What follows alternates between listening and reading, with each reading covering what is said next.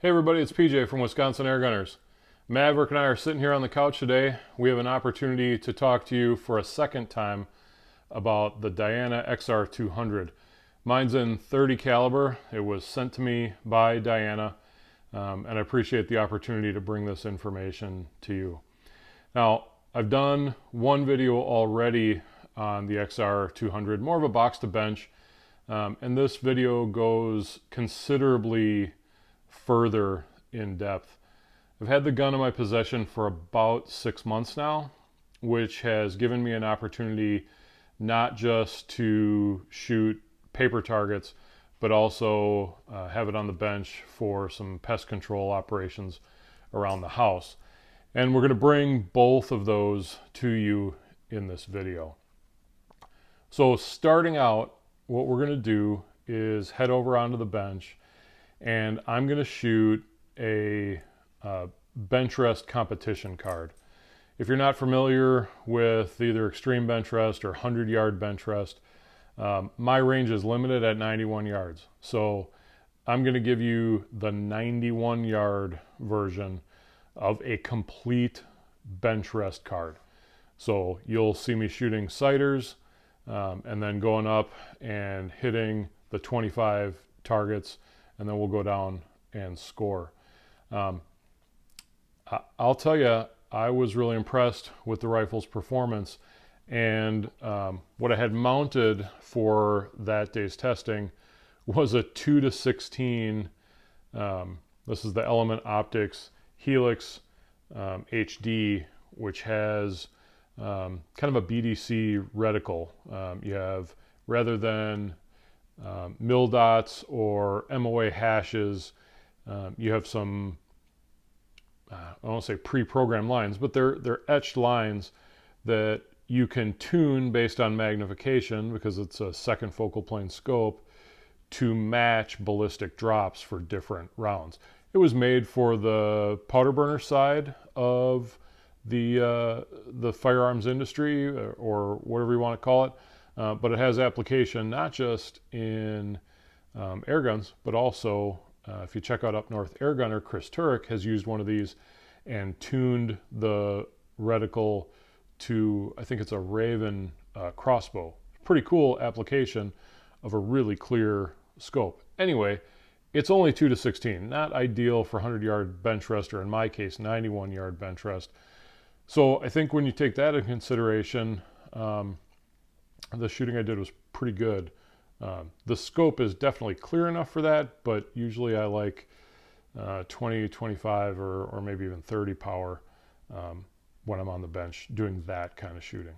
So you'll see that full card shot. Now for some of you, that might be honestly kind of boring to watch, and you may want to skip to the end. So I'm going to put the time right here. It'll tell you when that shooting starts and when that shooting ends. If that's not your thing, you can just go to the end and see the results. But if you actually want to see it shot, and a lot of times people want to see it shot or they don't believe it, I'm going to put that up there. The camera I use to film this Benchrest card is called the Long Shot. And the way it works is it has a camera that you put downrange, and I think it's got something like a 300-yard range. And that basically talks wirelessly to your phone or your tablet, and you can see what's on, you can see the target on your screen. I guess that's the easiest way to put it. It also lets you do a picture-in-picture recording using your device's camera, and you'll see later in the video how that works out. So that's the first part of the video, is what some people consider kind of boring Benchrest, but it does give you a pretty good idea of the accuracy potential for long range shooting with a rifle like this. Now, in that video, I'm shooting JSB 44 grain pellets.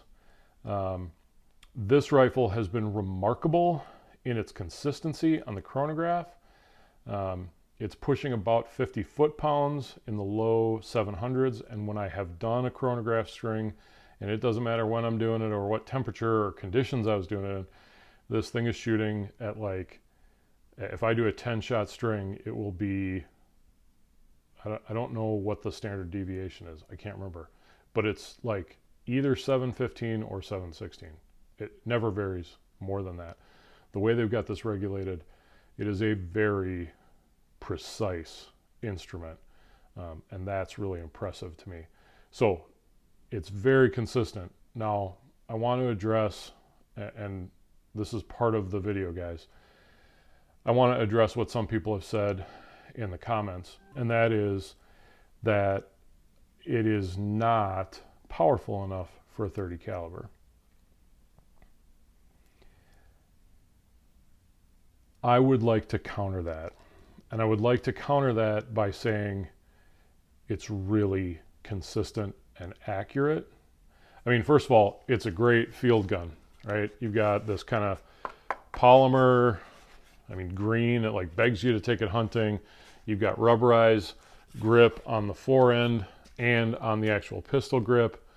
You know, throw a Donnie FL on there. I've been shooting this pretty much full time with the Sumo, and it's really been outstanding. Adjustable and this is all stuff I talked about in my first video. Ridiculously light trigger, and it allows you to put the shot exactly where you expect it to be every single time. And I do some pest control with this at the house, and you'll get to see that later in the video. But I do want to talk about this perception that it's not a powerful enough rifle. It puts out about 50 foot-pounds in 30 caliber. I don't know what the spec numbers are in 25 or 22. I think you can get a 177 version of it, but I don't know what those spec numbers are. In terms of the continuum of all 30 caliber air guns, it is not at the top of the peak for power. It is not designed to put out the kind of power that, let's say, an FX Impact would put out. It is designed to be consistent and accurate. And everything I've shot at, the pellet has gone exactly where I expected it to go, save for environmental factors like a change in the wind, which every pellet rifle, every slug shooting rifle is going to have to contend with. So there are more powerful guns out there. There are more expensive guns out there. There are more adjustable guns out there. But this really, the way they've tuned it from the factory is set to be as consistent and as accurate or precise as they can make it. And to me, in a pest control situation, that is the most important thing. And I would challenge anybody, say what you want in the comments, I would challenge anybody to say that there's something that they're using a small bore, and 30 cal is considered in the US a small bore air gun. What are you trying to shoot with a small bore air gun that 50 foot-pounds can't take out? Because there are people successfully hunting coyotes with 25. There are people hunting javelinas, hogs with 25 and 30 caliber pellet guns. Would I take a body shot on a hog? No. But if I'm trying to do a very precise headshot, this gun definitely can make those shots. And depending on how precise you need to be, this gun can probably outshoot most of us. You're going to be the limiting factor in a lot of cases. So how hard are you practicing? How often are you shooting? Are you skilled at reading the environmentals so that you're making good ethical shots if you're using it for hunting or pest control? Those would all be on you. But I don't see you being able to blame the gun for not being accurate enough. And maybe you've got a use case in your state, in your location, where you need a more powerful 30 caliber. Okay, then this gun isn't for you. But I think for most of us, up to and including things like hogs and coyotes, this gun definitely has what it takes to put those animals down.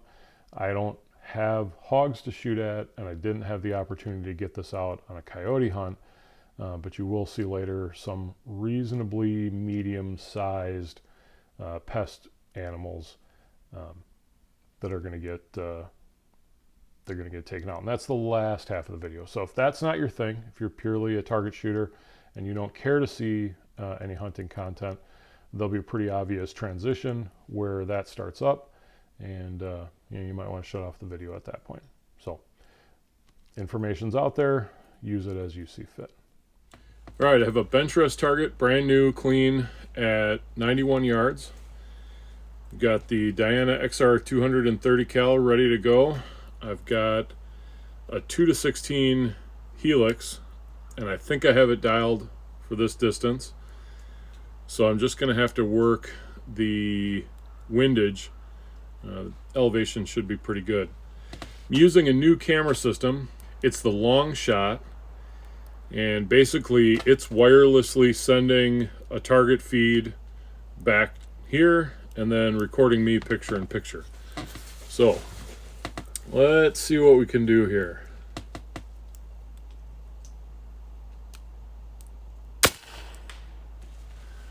All right.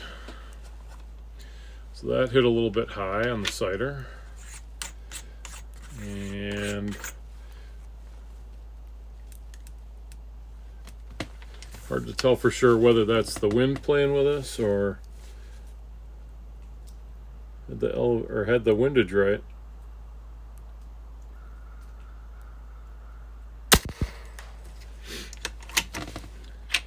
Let's see if I can do that again.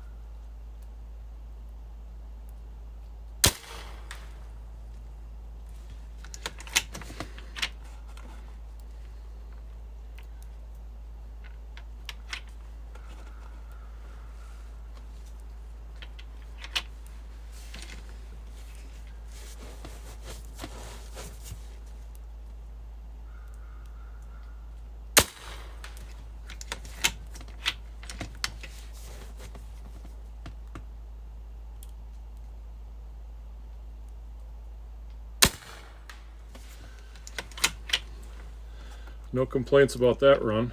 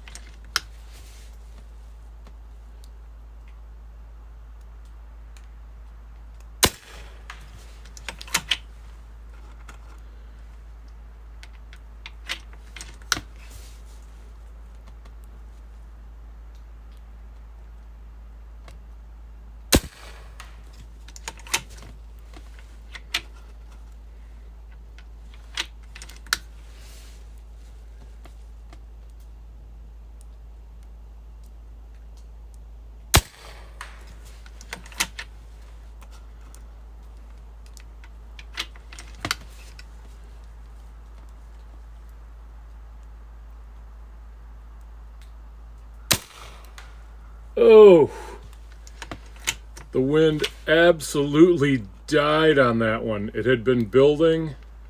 I can hear it outside. Oh, and I went for it and it died.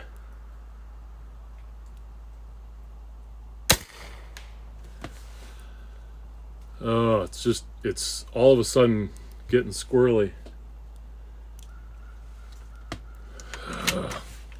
Boy, the shots you wish you had back.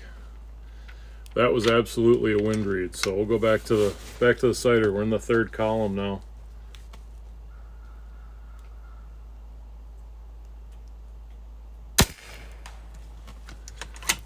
Okay.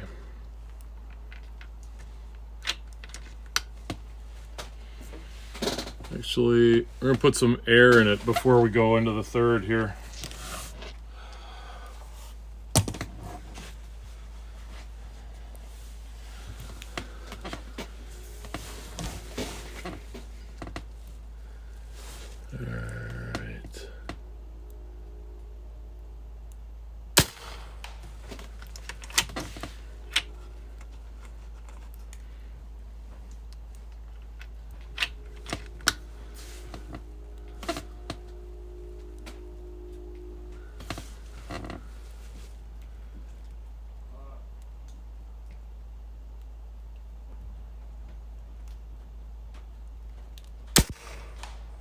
All right. So we have a visitor. My son Quinn's popping by. Let's see if he brings the good luck.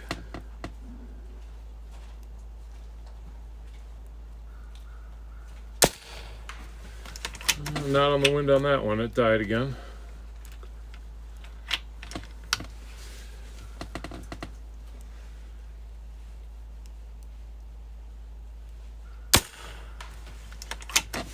That's exactly where we want it to be.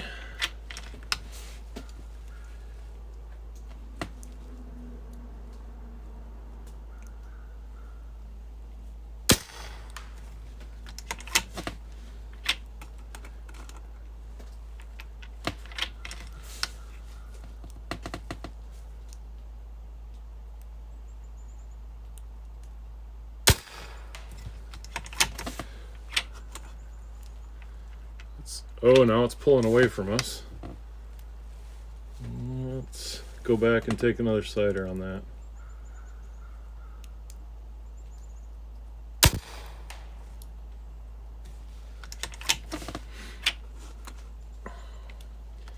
If you've got wind, you know you can shoot. If the wind suddenly changes and you're not sure what it's going to be doing,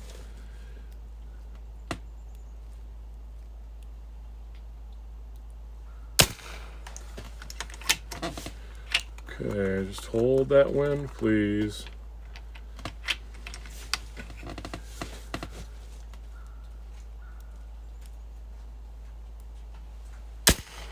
Oh yeah, that was just where we wanted it.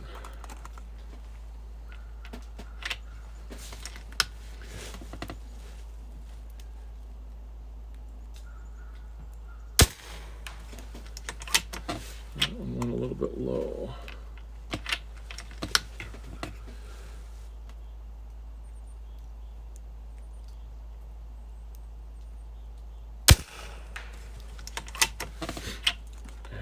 It's shifting and quartering in a little bit.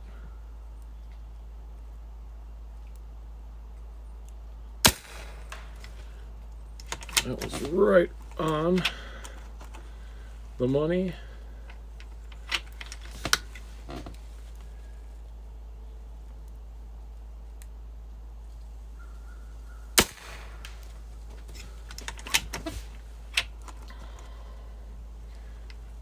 Now it's quartering ever so slightly the other way.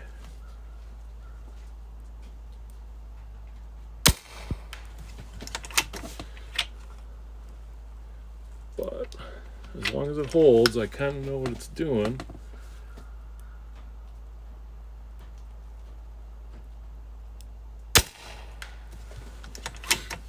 And I can make it work. All right, we're on to the last line. Let's see.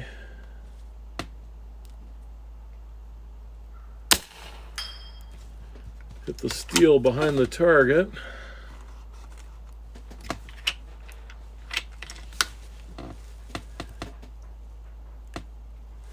You know what? I'm going to do air again. Got a tank. There's no reason not to make sure we don't run off the regulator.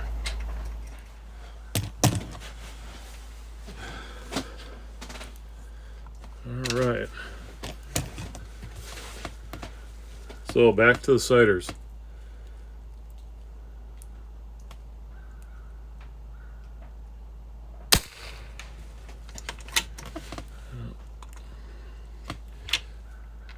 And a good thing too.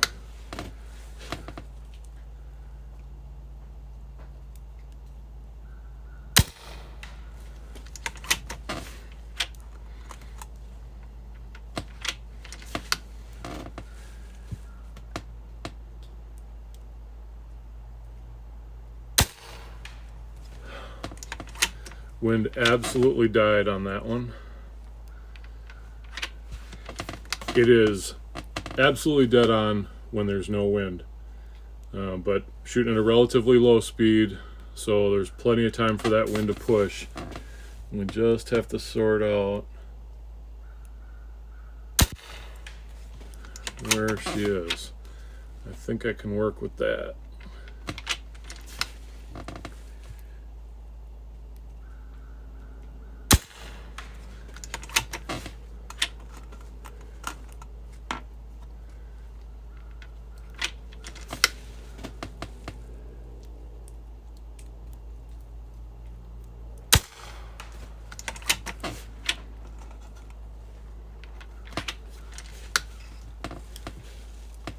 pretty much dead now.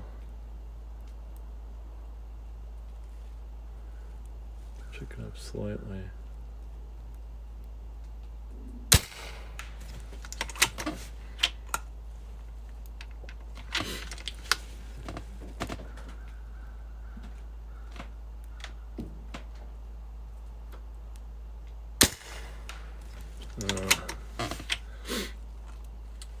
Not where I want to finish on that one.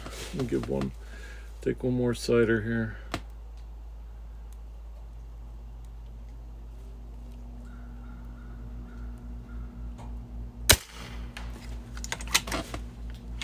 All right. Let's hope that one is a good guide.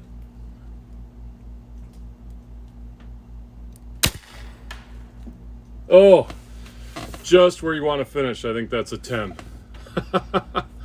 All right, so what we're gonna do is head out there and we'll score this up and see what the XR200 could do. Remember, this is 91 yards. It's not the full 100 yard. I don't have that in my range, but it's also farther than the Extreme Benchrest 75 yard qualifying card. So kind of in the middle there. Let's go see how she scores out.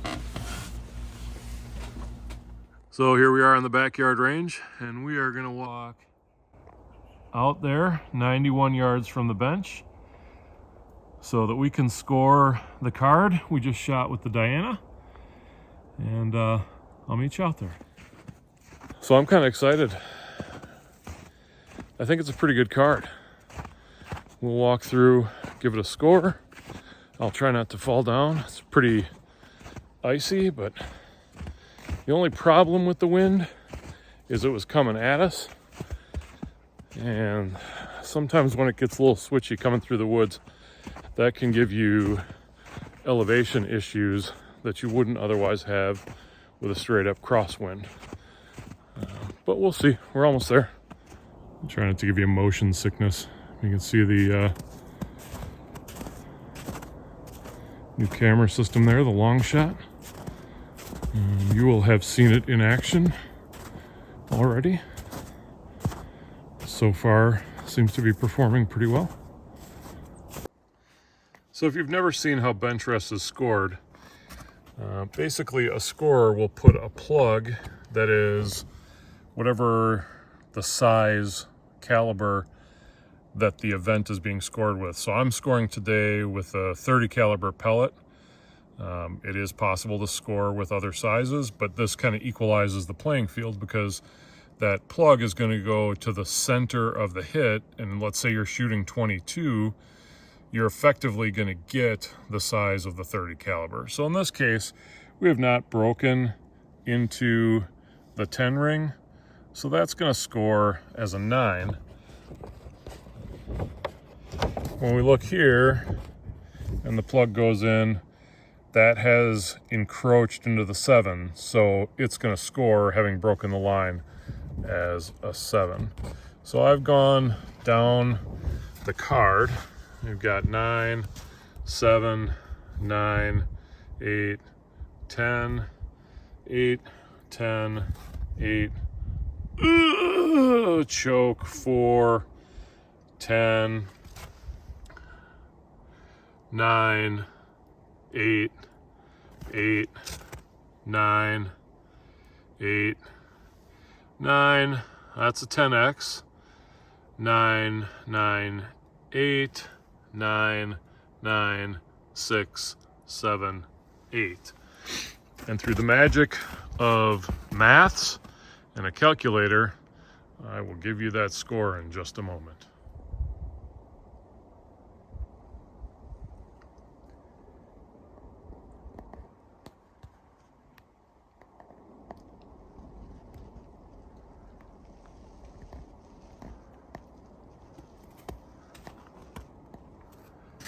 .209 1x.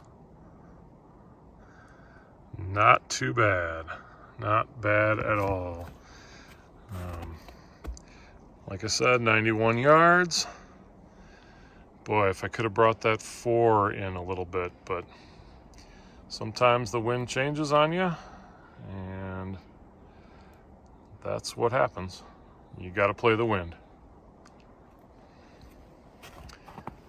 Ugh, that's just awful. But a great score. To me, one of the greatest things about air gunning is the ability to share your air gunning experience with your friends. And one of the days while I had the gun on the bench, doing some testing with it, one of my buddies, Noah Wallace, came by. Noah's been on the channel before and really is the person who got me into air gunning as an adult. Noah is a self-confessed Daystate FX fanboy, and I thought, what the heck? Let's see what he thinks about the XR200. So showed him how the cocking mechanism, which he's pretty familiar with, but the shuttle loading mechanism worked, and let him loose on a know your limits rack at like 45 yards. And here's what he had to say about the gun.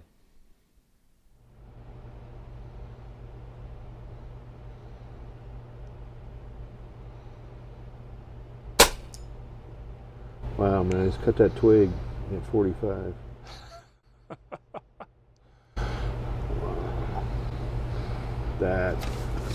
Wow. What do you think? That is surprising I'm really shocked, right? I'm just absolutely shocked. XR200 from Diana. Yeah, I mean, as an FX fanboy and a Daystate fanboy, I tend to, when I think about buying air rifles, that's what I would, I always look at those platforms, and it's going to be one of those. I would have never really looked in this direction if I hadn't had a chance to shoot this. But that right there, I mean, I just hit the smallest target on the know your limits at 45, then got irritated at a little twig that was just poking through the snow, and just cut that at 45. And it's not that, I mean, there's FX rifles and Daystate rifles that will do that as well, but I wouldn't have looked at a Diana for that. And I actually, this little slide back and forth mechanism, at first I thought was, I thought, well, that's kind of janky, but now after I've been using it, it's actually quite ingenious, right? Because you can load it, and you just push it back and forth, and you just load it. I do single shot anyway out of most of my rifles, right? And then it's like, hey, this just feels good. This just feels absolutely fantastic. And there's the smallest target at the know your limit again. Just that fast. What do you think of the trigger? The trigger, I was shocked, right? I've shot some other guns that, they start really soft, right? And you're waiting for that you're waiting really for the first stage. You're just like, well, this is just sloppy. But all of a sudden you get to that first stage and it just goes right through it like a match trigger. I mean, it caught me off guard the first shot I had, and I was like, whoa. But then I love it. That's just crazy. I would take this to a competition. I mean, right now. Man, I like the stock too. I mean, this is what I call get it done stock, right? This is the kind of stock you not afraid to hurt. Although I don't know if you would be able to hurt. Most of it feels pretty tough. I like the grip. Like the grip that's up here. I could see myself using that in the field. Wow. That's impressive. Totally caught me off guard. I would have honestly looked at a gun like this on the shelf and been like, yeah, where's the FX or where's the Daystate at? Learn something new.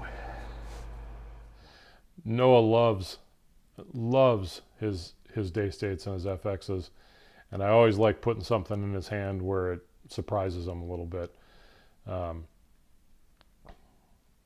That was an honest reaction, and somebody who was first time behind the gun. In fact, I think that was his first time behind anything made by Diana. So that's part one of the video, a little bit of target work.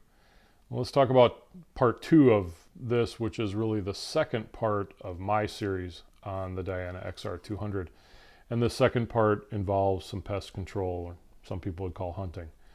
I have a little dog, you guys saw Maverick, and at our Wisconsin property, foxes started showing up on a regular basis on the trail camera. And there was some concern about interactions. So I set out to try and eliminate that problem. And let's go ahead and roll that footage for you. There's no doubt that the XR200 can take out something like a squirrel, but what about something a little bigger? So we are about to go into blackout conditions. I've got the Diana XR in 30 cal. Done a lot more shooting since the box to bench video came out. Really gotten to know this rifle and know where my holds are. I did switch over the scope to the newer 2-16 Helix.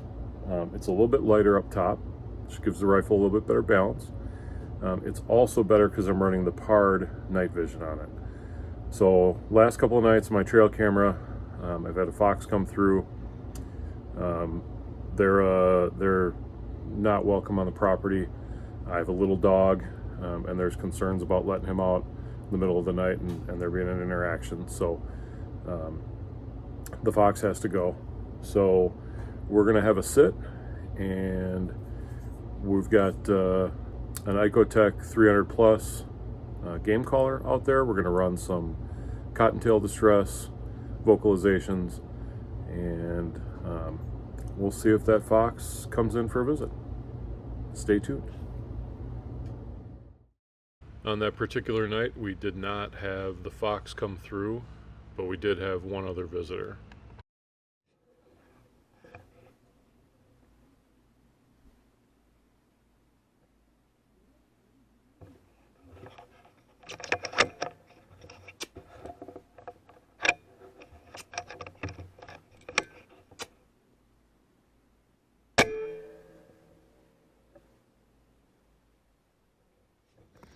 All right, we're headed out. Short trip to make the recovery. It ended up being about a 25-yard shot. And there is Mr. Raccoon.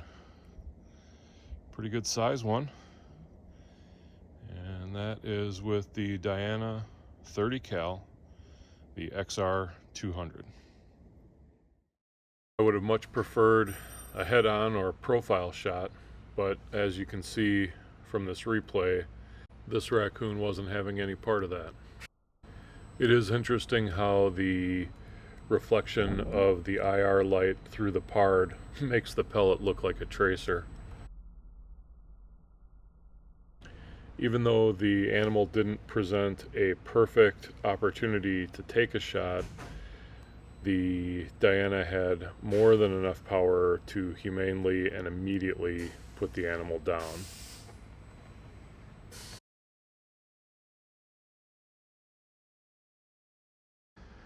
Well, that was a big raccoon, but ultimately not the fox that I had been waiting for. A few nights later, I had my chance. I was scanning for movement and caught some eye shine coming around the backside of that brush pile. I turned the collar on and was able to pull this guy in.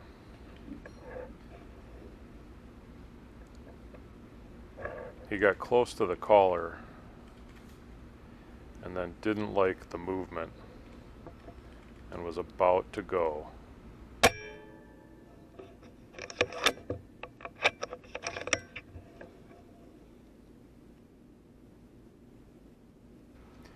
The spot where he walks across the backyard is just in front of my 45-yard target. So the final shot was probably around 42 or 43 yards. It was obvious he was spooked by the movement of the game caller, and I thought I was going to lose the opportunity, but I didn't.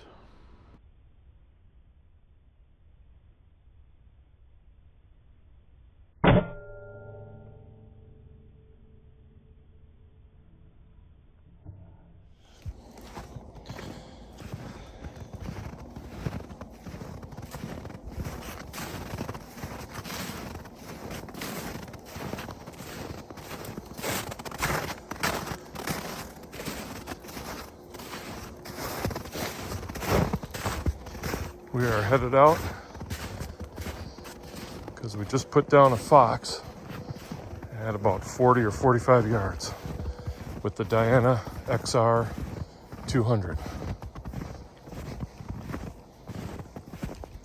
Came in on the collar.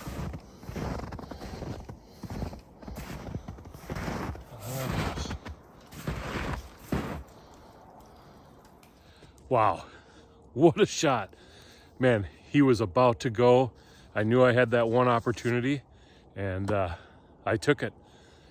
The Diana XR 230 cal at 50 foot-pounds is plenty to take and put right down just about any pest you would want to shoot in North America.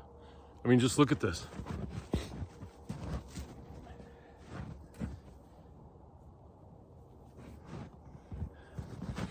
This is not a small animal.